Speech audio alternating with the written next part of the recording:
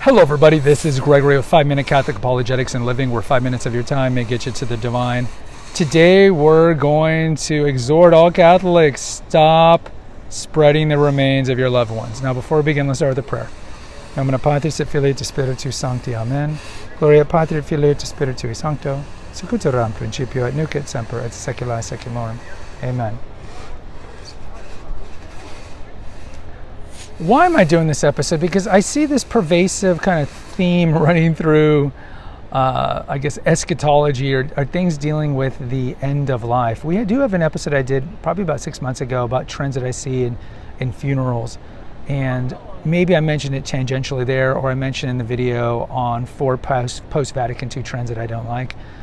But look, guys, you can't spread the remains of your loved ones. We know that cremating Christians was relatively rare throughout Christendom for the last 2,000 years. It did happen, like when there was a humongous plague and they didn't have the time to bury dead bodies. And back then they knew that leaving bodies that would lead to pestilence, they would cremate them. So this idea that we never cremated is simply not true.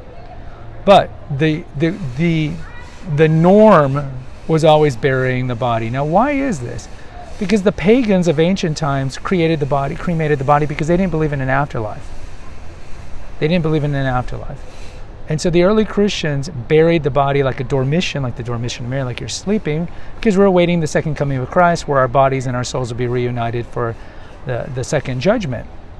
And so burying the body was kind of a public testament to you being a Christian, because the non-Christians cremated. They cremated. Now, with post-Vatican II, there were some concessions that now you could cremate your loved ones. But understand, and I think most people who watch this know this, because most people watch this are traditional Catholics, but the remains, the cremains, if you want to use a portmanteau, the cremains must remain intact, they must be treated with dignity, and they must be either put in a ciborium or buried or whatever together. Certainly you see this in the Protestant world and in the kind of like irreligious world, where let's cremate grandpa and he liked fishing, so we're just going to scatter his ashes in the water. Or some people want to scatter their ashes in space. You even see people that have their ashes divided amongst their living relatives, and some of them will wear them in a necklace. You think of Meet the Parents with the Fockers, how they have their remains on a vase. No, brothers and sisters, we can't do that. The church is very clear on that. We must keep the remains together. Now, if the remains are scattered, let's say you had invincible ignorance and didn't know, does that mean that your loved one is somehow going to be punished for that? Of course not. Of course not. And through the power of God, all ashes that have been erroneously scattered will, of course, through the power of the omniscient God, will be collected, so to speak, for the second coming. But this video needs to be done, and other outlets need to do it, and a lot of outlets do a good job of talking about this, because this is something you can't talk about at the funeral home. This is something that people need to know ahead of time, and it needs to be talked about in homilies. It needs to be talked about in Bible studies, before Mass, after Mass, so people who go to church know. Now, typically the people who do go to church are less likely the type to want to cremate their remains. And I would say this is more of a problem of that kind of generation that grew up with Vatican II, that are they're ending their time here on earth, they're in their 60s and 70s. And I think it's more of a problem with those people, and it's typically parishes that are pretty empty.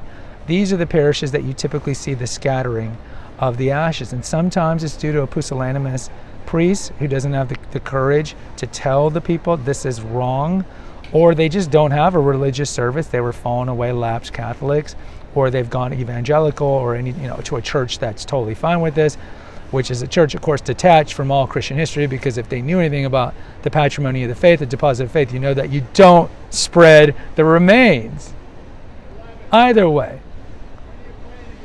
if you must bury, which we all bury the body, or bury at sea, as long as the bodies remain, that's totally fine. Remember, sailors would die and then they'd have to put the body in sea. But we don't spread the remains. And if you hear this, or you hear your priest hear this, and you're like, I don't care, I'm going to do what I want, that is a grave mortal sin. That's a sin of pride. I know better than the church. That's what you're saying. And we always bemoan it when the liberal Catholics do it. Oh, I know the church is against homosexual marriage. I know better than the church. We bemoan it when the radical right does it. So don't be one of those people. Align your will to God's will in the church that he founded on Peter. The church says, if you're going to cremate, again, the norm should still be burying. But if you're going to cremate, the ashes need to remain together. And I don't care if Meemaw wanted to have the ashes spread. This is one of those things where you know better, your conscience should be informed, and it's okay to go against your grandmother's desires, because her desires are made out of ignorance. They were made out of ignorance. You know better, so please tell everybody if they don't know this. We don't scatter remains. The remains must always be kept together. Guys, post in the comments. I'd love to hear from you. Hit the notification, subscribe, and share button. Until next time, take care. God bless.